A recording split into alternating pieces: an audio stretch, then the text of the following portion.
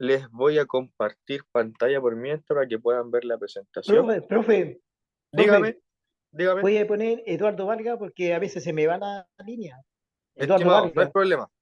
No se preocupe. ¿ya? De todas Sí, formas, si en algún sí, momento tiene problemas con la conexión, la clase igual después queda grabada, entonces la puede sí, pues sí, revisar con tiempo. No ya, hay problema. porque yo estoy temprano aquí. No, si lo entiendo, igual que hay muchos de ustedes están en el trabajo, están realizando actividad laboral, entonces por ese Sí, sentido no se preocupe, ¿ya? sí, por eso Eduardo Vargas ahí para que me acuerde. Ya, No hay problema, gracias, estimado. No hay problema. muy amable.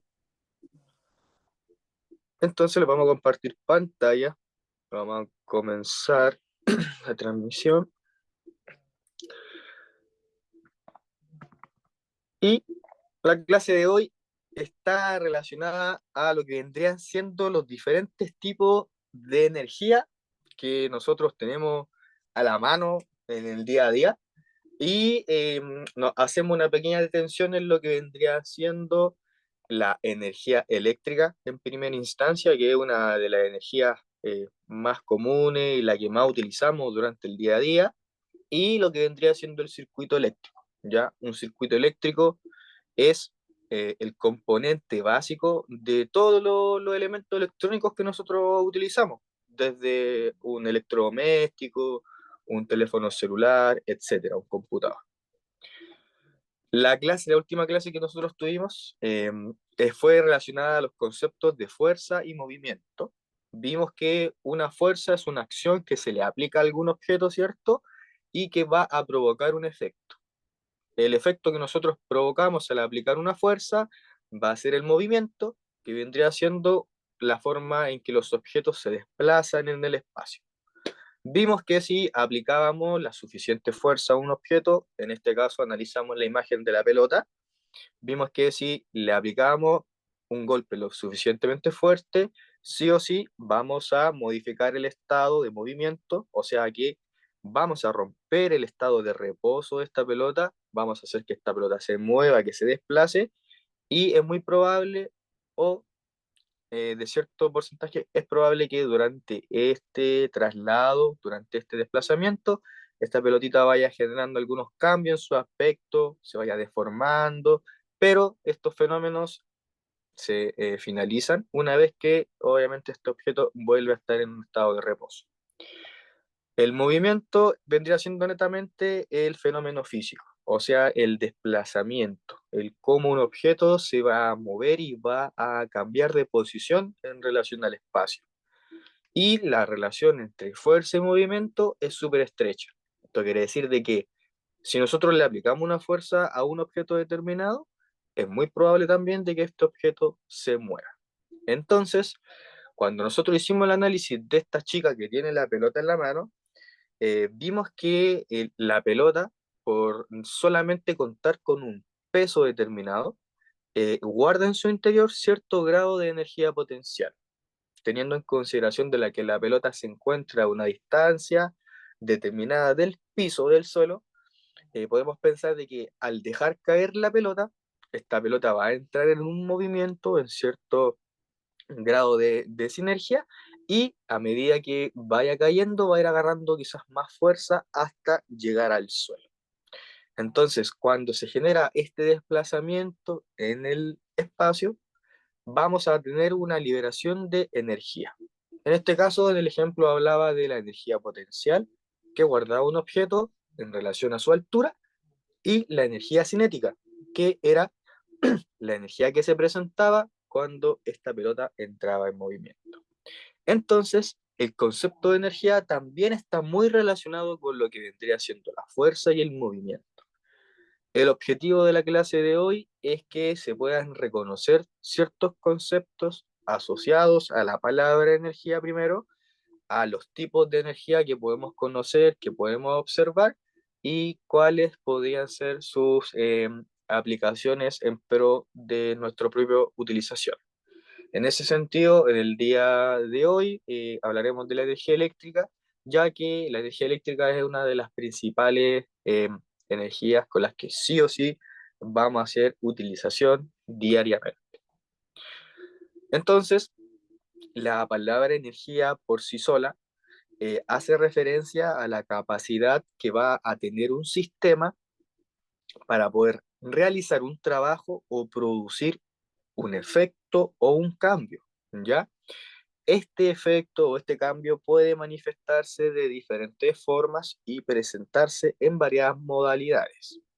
Quizás los tipos de energía más comunes o los que más conocemos, los que más se repiten, están relacionados también con nuestros recursos naturales renovables o también denominadas como nuestras energías limpias.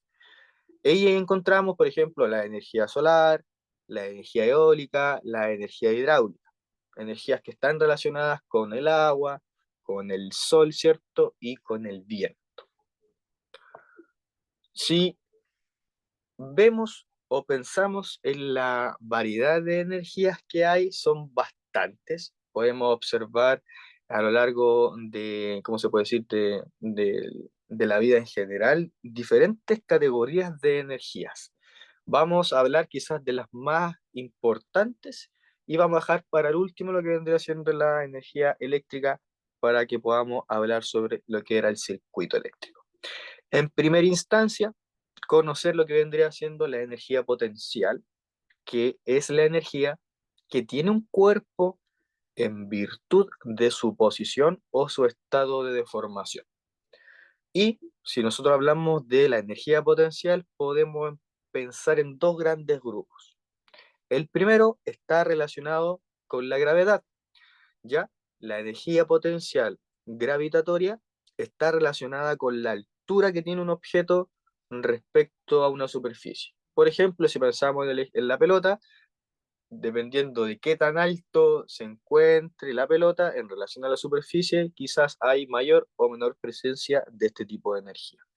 Si vemos la imagen del chico que está en la tabla y que está andando de skate, podemos ver de que en el punto en que él se encuentra en la zona más alta de la rampa, podemos decir que aquí es el punto en donde se acumula su mayor grado de energía potencial de tipo gravitatoria. Y cuando él comience a caer hacia abajo, en dirección perpendicular hacia el suelo, va a hacer la liberación de esta energía.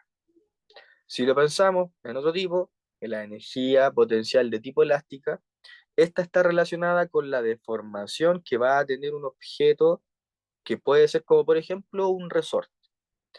En la imagen del lado derecho aparece ejemplificado con ¿cómo se puede decir? Con un martillo, ¿ya? En donde se dice de que eh, en primera instancia el martillo se encuentra en la posición más alta previo a iniciar el movimiento. En este punto se encuentra el mayor grado de energía potencial guardado en su interior. Al sumarle el movimiento, estamos agregando o transformando esta energía potencial en energía cinética para poder finalizar y golpear el clavo contra esta madera. Si nosotros realizamos este movimiento repetitivamente en forma de resorte o objetivamente viéndolo como un movimiento de resorte, vamos a entender de que esta energía potencial elástica está cada vez más potenciada dependiendo de cuántas veces ese movimiento se va a repetir. La energía cinética es otro tipo de energía que está presente sí o sí todos los días. Se dice que cada cuerpo posee cierto grado de energía cinética y esta va a estar relacionada a su movimiento. Va a depender de la masa, o sea, del peso del cuerpo en general y de la velocidad a la cual el objeto se va a estar desplazando. Cada vez que nosotros tengamos la presencia de un movimiento de un objeto desplazándose en el espacio, vamos a estar hablando o vamos a estar en presencia de energía cinética. Si tenemos movimiento, vamos a estar hablando de energía cinética, estrechamente relacionada con el movimiento. Hay una fórmula científica para poder expresarla y para poder hacer ciertos cálculos matemáticos en relación a esta energía, la cual habla de que E, que vendría siendo la energía cinética, es lo mismo que decir un medio de la masa del cuerpo por la velocidad dividida al cuadrado. Una fórmula que hace relación directa entre la masa del cuerpo y la velocidad a la cual éste se está desplazando en el espacio. Otro tipo de energía que también está presente en nuestro día a día, pero que quizás no lo notamos, es la energía de tipo electromagnética, ¿ya? Este tipo de energía se va a manifestar en forma de ondas electromagnéticas. Dentro de de los ejemplos que más están presentes en nuestro día a día es la luz, la iluminación, las ondas de radio, los rayos X, entre otras. La particularidad de la energía electromagnética es que ésta se puede transmitir a través del espacio sin la necesidad de contar con un medio material determinado. ¿Ya? Esto quiere decir que puede viajar por el aire, por el viento, a través del espacio. Si analizamos la imagen, podemos observar de que los dos extremos de la imagen no están en contacto directo, existe una separación determinada entre ellos dos, pero aún así existe esta onda electromagnética que viaja desde un extremo al otro, ¿cierto? En este caso, esta onda nosotros la podemos apreciar y tiene como caracteres o características de electricidad. Si lo pensamos, por ejemplo, hay ondas electromagnéticas que no son visibles, que no son posible captar a simple vista con nuestro ojo humano, como por ejemplo la luz, en donde, claro, nosotros damos encendido a un interruptor, se enciende nuestra ampolleta en algún determinado sector de nuestra casa, nosotros podemos percibir, ¿cierto?, el cambio en la iluminación, el aumento en lo que vendría siendo ese estímulo de iluminación en un determinado sector, pero no, aún así no somos capaces de poder ver detalladamente cada una de las ondas que entra en contacto con la superficie y la ilumina. Si pensamos en la onda de radio es lo mismo. Si nosotros tomamos la radio, podemos sintonizar quizás diferentes canales, buscar la canción que más me guste, pero aún así nuestro ojo no es capaz de poder observar estas ondas de radio, las cuales son captadas ya sea por mi radio, por mi vehículo, etcétera. Lo mismo pasa con los rayos X. O sea, yo creo que todos, sí o sí, nos ha tocado en algún momento realizarnos una radiografía, ¿cierto? Entrar en alguna sala, en una habitación, en donde básicamente nos hacen pararnos en una determinada posición, nos toman una especie de fotito y nos dan como resultado, ¿cierto?, esta imagen que puede ver hacia el interior de nuestro cuerpo. En ese momento en que nos sacaban la fotito, nosotros nunca vimos, ni siquiera fuimos capaces de apreciar un mínimo, una mínima señal, ¿cierto?, de estos rayos X, producto de que este es capaz de viajar a través del tiempo, del espacio, y es tan pequeño y tan potente que es capaz de atravesar nuestros tejidos corporales.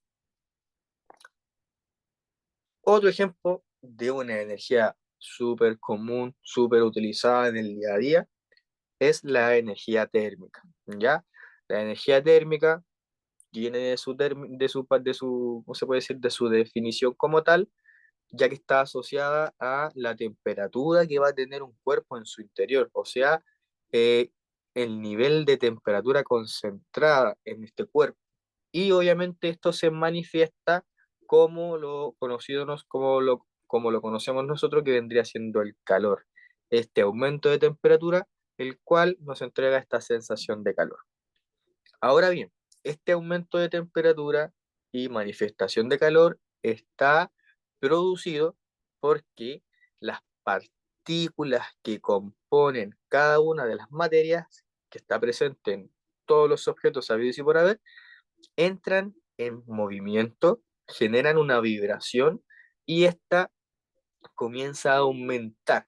Entre mayor sea la vibración, mayor sea el movimiento de estas partículas que están componiendo los objetos, mayor va a ser la temperatura guardada en este lugar.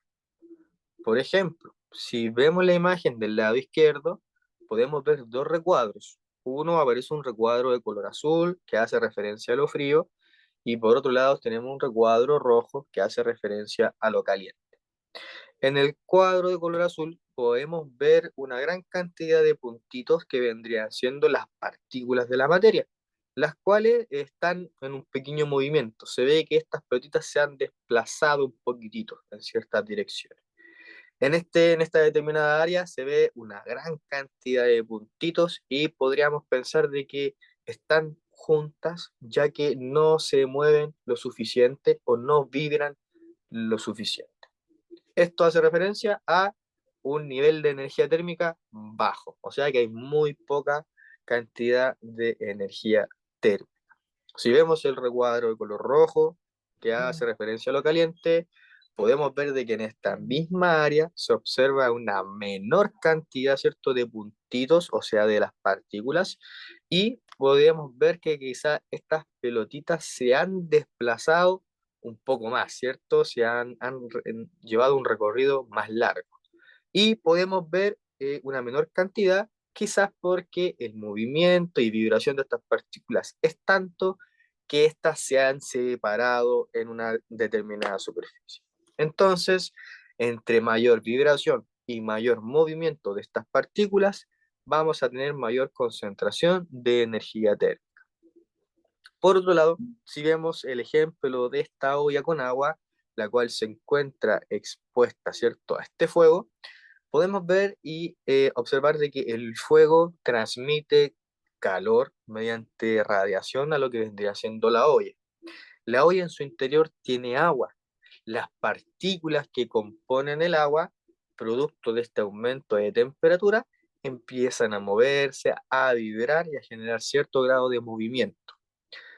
Movimiento y vibración tan alta que cuando llega el momento o el punto en que el agua hierve, nosotros podemos observar de que esta agua va a burbujear y va a estar en un constante movimiento, solamente por estar recibiendo calor, por estar recibiendo la fuerza del fuego.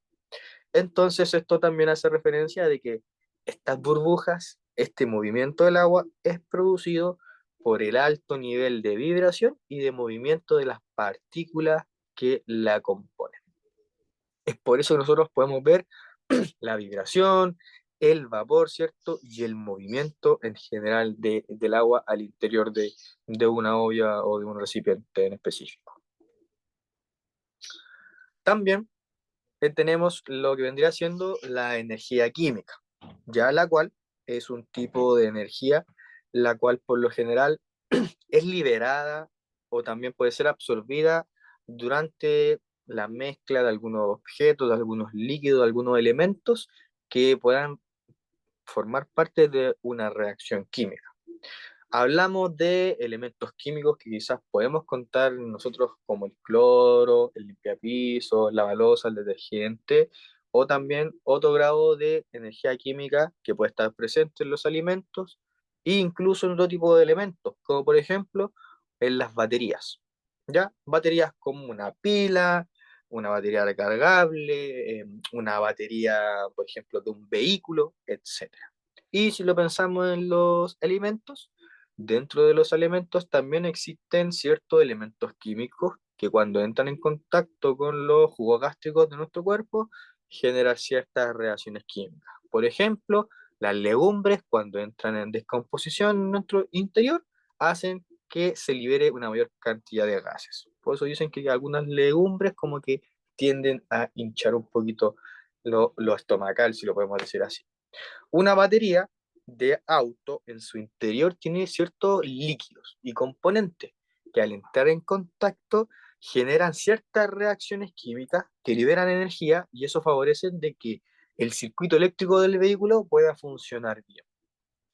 Si pensamos, por ejemplo, en la imagen, podemos ver diferentes recipientes y pipetas que en su interior tienen diferentes líquidos de diferentes colores. Podemos pensar de que esta persona hizo diferentes mezclas en cada una de estas recipientes y se provocaron diferentes tipos de reacciones químicas. La energía liberada producto de esta reacción química, nosotros la podemos observar en este caso quizás por la presencia, primero que todo, de este vapor o humo de color blanco, ¿cierto? Quizás es muy probable de que exista cierto grado de burbujeo dentro de lo que vendría siendo estos líquidos, y quizás también es muy probable de que alguna de estas mezclas, de estas reacciones químicas, esté liberando, ¿cierto? Algún olor, alguna aroma en particular. Entonces, la liberación de energía química producto de una reacción se puede ver, por ejemplo, con observando el vapor o el gas. Eh, si lo pensamos, por ejemplo, en la aplicación del día a día, si nosotros muchas veces le aplicamos cloro a algunos líquidos, esto reacciona y genera, por ejemplo, algún burbujeo. O cuando echamos ácido muriático o antizarro, esto también genera ciertas reacciones químicas que se libera energía y se puede ver burbujeo, liberación de olor, incluso algunas cantidades muy bajas de algunos vapores. Seguimos. Otro tipo de energía sumamente importante que ha formado parte también importante de la historia del ser humano y de la vida en general es la energía nuclear. La energía nuclear básicamente es un nivel de energía la cual es liberada cuando se realizan diferentes tipos de reacciones nucleares. Cuando hablamos de una reacción nuclear, estamos hablando de dos procesos principalmente. El primero se denomina fisión, el cual básicamente consta de la división del núcleo de un átomo. Por otro lado, encontramos la fusión, que vendría siendo básicamente la unión de dos núcleos atómicos diferentes. Si nosotros vemos las imágenes, podemos ver que en el lado derecho existe la presencia de un átomo y se puede ver su estructura. Un átomo es la molécula más pequeña que conforma lo que vendría siendo la vida. Dentro de esta estructura encontramos un núcleo, que vendría siendo lo que está de color azul y lo de color rojo. Y por afuera encontramos estas tres pelotitas de color en gris, que vendrían siendo los electrones que están en constante movimiento. Este núcleo puede ser extraído por los científicos, dividido en dos, o se toman dos núcleos totalmente diferentes y se busca la unión. Tanto la división como la unión de un núcleo atómico genera y produce la liberación de un nivel de energía sumamente alto, el cual genera un gran riesgo para las personas que trabajen propiamente tal con este tipo de energía, pero que también entregan un nivel tan alto de energía que también de la forma más ideal o de la mejor forma podría en algún momento ser utilizada en pro de satisfacer nuestras necesidades para, por ejemplo, reemplazar algunos tipos de energías como la electricidad, el petróleo, algunos gases, etc. El tema es que para poder trabajar con energía nuclear se debe contar con la estructura, la infraestructura necesaria y el material necesario, considerando la seguridad. Es por esto que este tipo de energía solamente se utiliza en lo que vendrían siendo las plantas nucleares y en algún momento también se utilizó para la formación de bombas. Esto quiere decir de que una bomba nuclear básicamente lo que tiene en su interior son un núcleo de un átomo en particular, el cual se busca hacer reaccionar para que éste genere esa liberación de energía tan enorme. Es por esto que cuando nosotros vemos plantas nucleares, vemos esta infraestructura que tiene forma cilíndrica y que por lo general liberan vapor. Esto es porque en el interior de estos cilindros básicamente está relleno de agua, agua la cual busca poder bajar la temperatura, producto de que la liberación de energía es tan alta que el aumento de temperatura también. Entonces, sí o sí se necesita este tipo de construcción para poder trabajar o para poder llevar a cabo una reacción nuclear. Y por último, pero no menos importante, tenemos lo que vendría siendo la energía eléctrica, que es sin más, la forma de energía más común, más utilizada por el hombre diariamente y que se produce gracias a la generación de la electricidad. Esta electricidad se puede obtener a partir de diferentes fuentes, como lo hemos visto y hemos conversado. Por ejemplo, si pensamos en la energía cinética, podemos tener una rueda, la cual las hacemos girar, y este movimiento rotacional mantenido en el tiempo puede ser utilizado en pro de producir electricidad. Lo mismo con la energía química. Pueden existir reacciones químicas que favorecen la generación de electricidad. Por ejemplo, la batería de un vehículo. Si pensamos en energía nuclear, la liberación de energía en una reacción nuclear es tan alta que sí o sí puede cumplir ¿cómo se puede decir? Las características de lo que vendría siendo la generación de electricidad. Y obviamente lo que vendría siendo energía eólica, hidráulica y energía solar, energías limpias, sustentables, que pueden ser utilizadas sí o sí también para la posible generación de electricidad, teniendo en cuenta de que la electricidad forma parte del desarrollo individual de cada uno, ya sea por la utilización de algún elemento tecnológico, algún elemento electrónico, como también netamente al encender o apagar una ampolleta, prender y apagar un televisor. Debemos entender de que estamos haciendo utilización de energía eléctrica.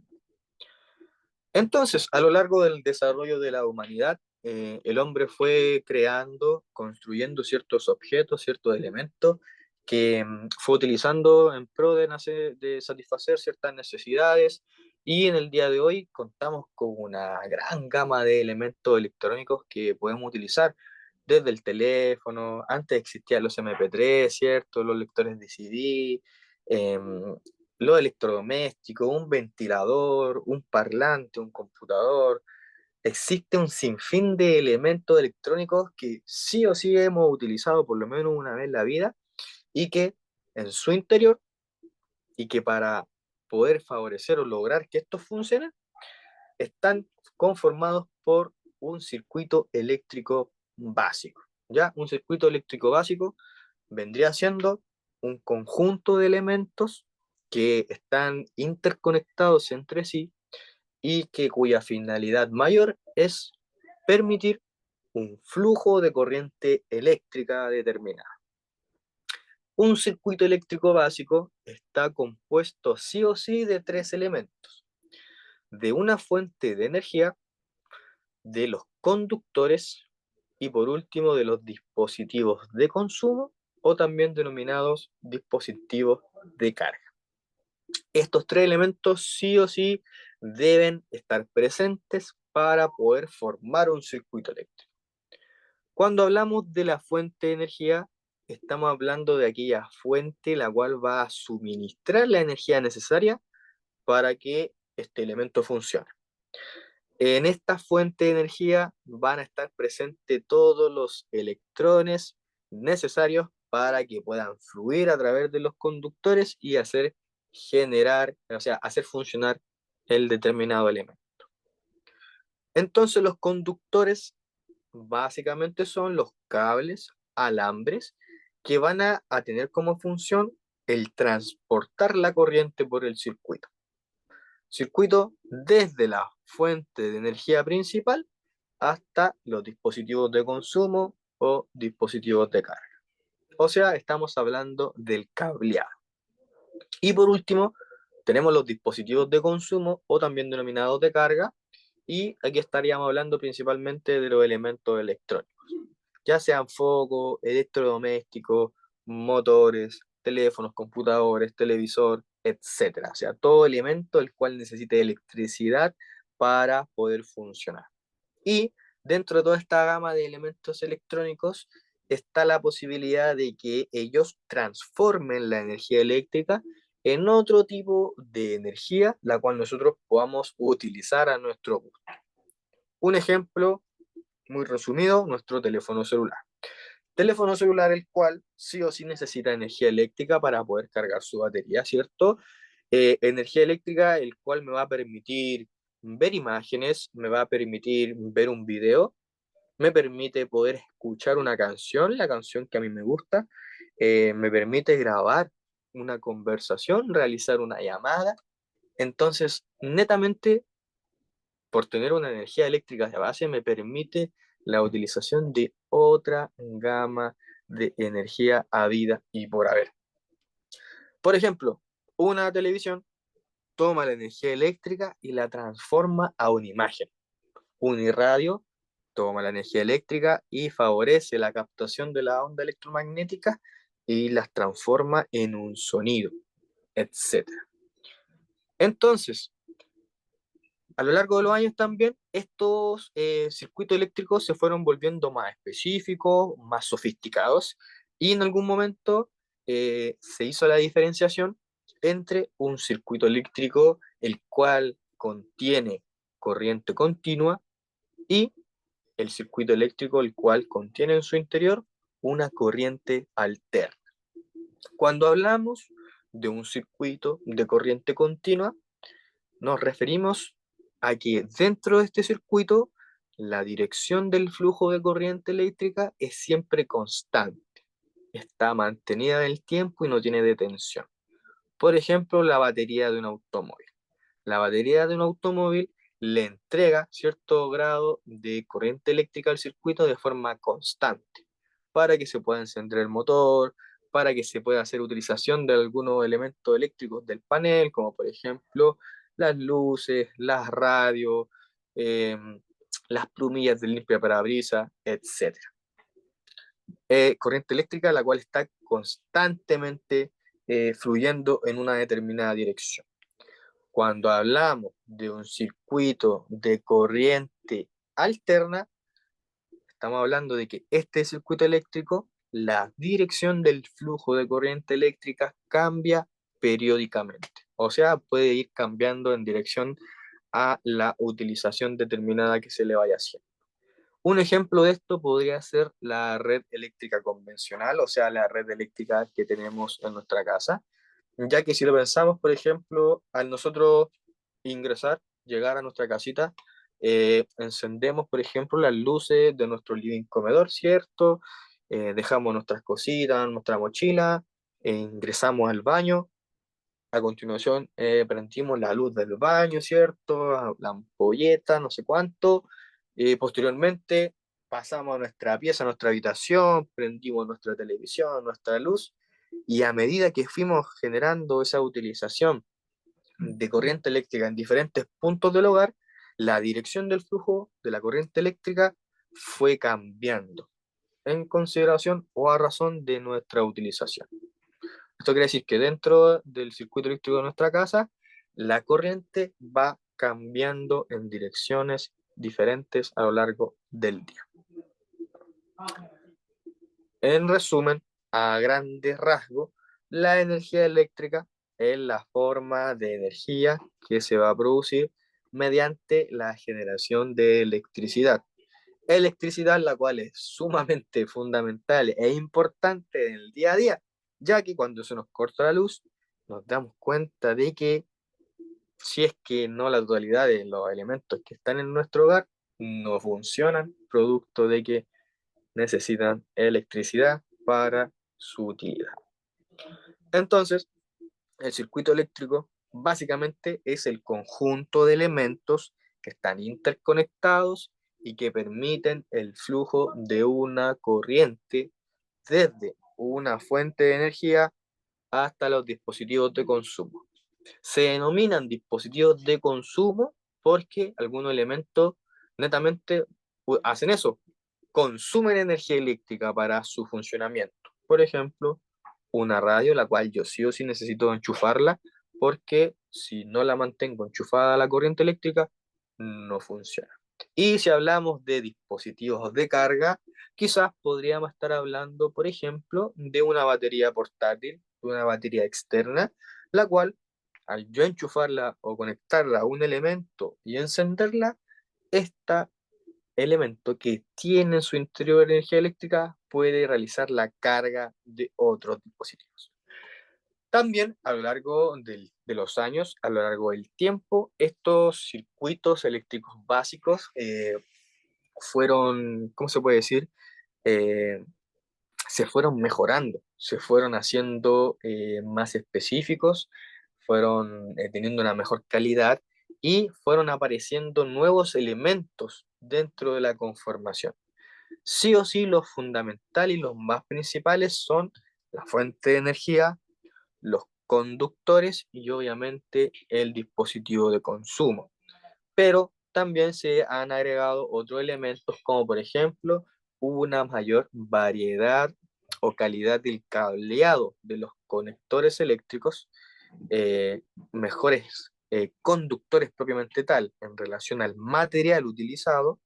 eh, Se ha utilizado también la presencia de interruptores, interruptores que tienen, por ejemplo, la función de dar paso o cortar la energía o quizás seleccionar algunas funciones específicas que pueda tener un objeto tecnológico. Y por último, la resistencia o también en algunos circuitos eléctricos los denominados como fusibles. Una resistencia tiene como función el poder proteger a todo el circuito eléctrico frente a alguna falla. Por ejemplo, si la corriente que circula en el circuito aumenta demasiado, este aumento puede favorecer a que el circuito eléctrico por completo se queme y alteramos el funcionamiento. Pero la resistencia es capaz de sensar y reconocer este aumento de energía y es ella la cual se sacrifica y se termina quemando un fusible solamente. Entonces, eh, basta solamente con reemplazar el determinado fusible que se quemó para que el circuito eléctrico pueda funcionar nuevamente. Por ejemplo, esto sucede en el circuito eléctrico de un vehículo, en donde debemos considerar de que un vehículo en su panel existen diferentes funciones, desde los que están relacionados con las luces intermitentes, luces altas, luces bajas, como las plumillas del limpiaparabrisas, como la radio, como el aire acondicionado, etcétera.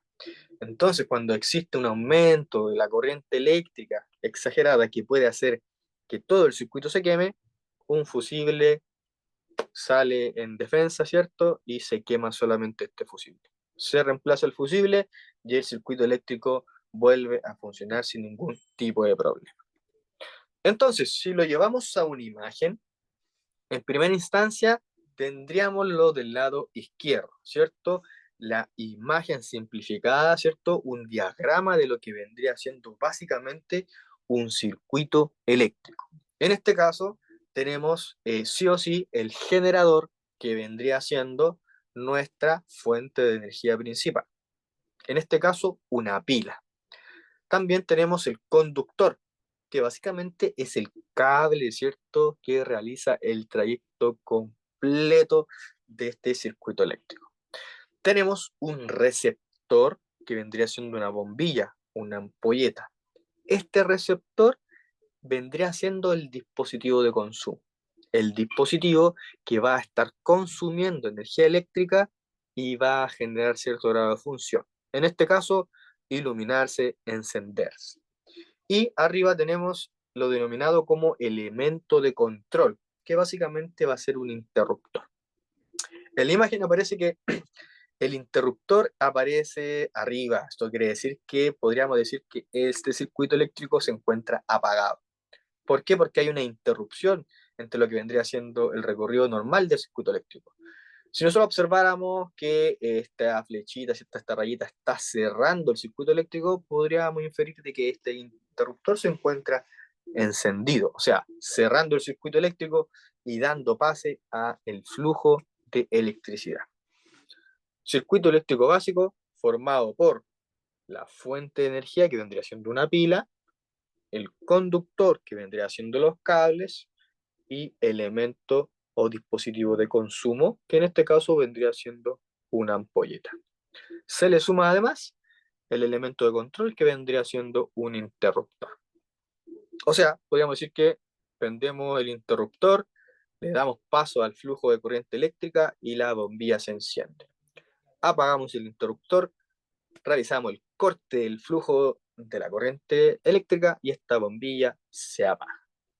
Si lo vemos en la imagen derecha, un poco más específica, un poquito más bonita, también encontramos generador, nuestra fuente de energía principal, que en este caso podría ser una batería, ¿cierto? O una pila quizás de un tamaño más grande.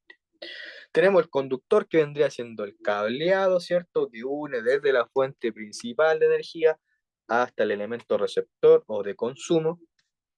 Tenemos obviamente el elemento consumo que vendría siendo esta ampolleta y tenemos estos dos elementos, por un lado el interruptor que nos va a dar el encendido o el apagado para el funcionamiento de este circuito y el fusible o también denominado como resistencia. Entonces, la función del fusible o resistencia es determinar que cuando exista un aumento, por ejemplo, exagerado de la energía eléctrica que está corriendo en el circuito y este aumento puede favorecer que el circuito se queme, el fusible o la resistencia aprovecha, sale, ¿cómo se puede decir?, en salvaguarda del circuito y se quema solamente el fusible, solamente la resistencia, cosa de que se realice el cambio, la reposición de este elemento y el circuito eléctrico pueda seguir funcionando sin problema en general.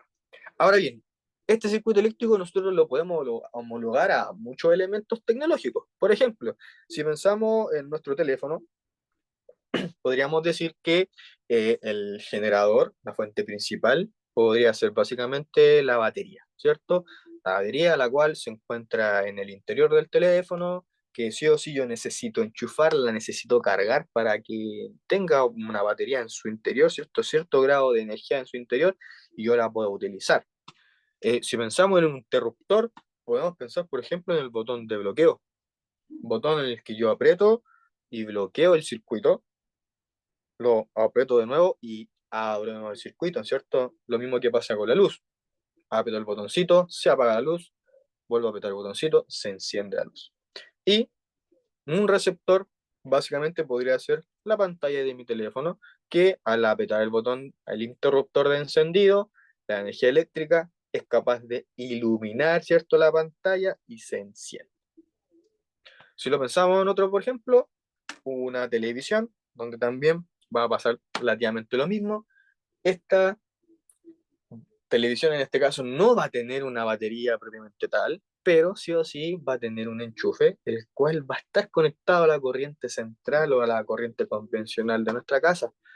Al estar enchufado, ¿cierto? Va a estar recibiendo energía. En ese caso, nuestro enchufe vendría siendo nuestra fuente de energía. Esta tele va a estar recibiendo, gracias a su cable, la energía eléctrica y ya sea por un interruptor que tenga la misma televisión o por un control remoto, yo voy a apretar un botoncito y voy a encender el circuito eléctrico. Y obviamente lo vuelvo a apretar el botoncito y voy a apagar el circuito eléctrico. Un circuito eléctrico básico que puede estar presente en todos los elementos electrónicos habido y por haber. Obviamente, dependiendo del elemento, va a estar modificado o va a tener una conformación diferente. Pero en reglas generales, un circuito eléctrico básico sí o sí está compuesto por una fuente de energía, por cables y por un dispositivo el cual va a hacer utilización de esa energía eléctrica. La próxima semana ya nos tocaría ir finalizando con nuestro curso, ¿cierto? En este caso de ciencias naturales. Vamos a finalizar hablando sobre lo que vendría siendo el sonido. Sonido el cual también puede ser catalogado dentro de todo como una forma de energía, ¿cierto? Ya que algunos elementos o frente a la liberación de energías determinadas también van acompañadas de la presencia de un sonido. Veremos algunas características principales del sonido, algunos efectos y eh, vamos a ver algunos ejemplos que también sí o sí yo creo que alguno de nosotros ha estado presente o lo ha escuchado o lo ha percibido.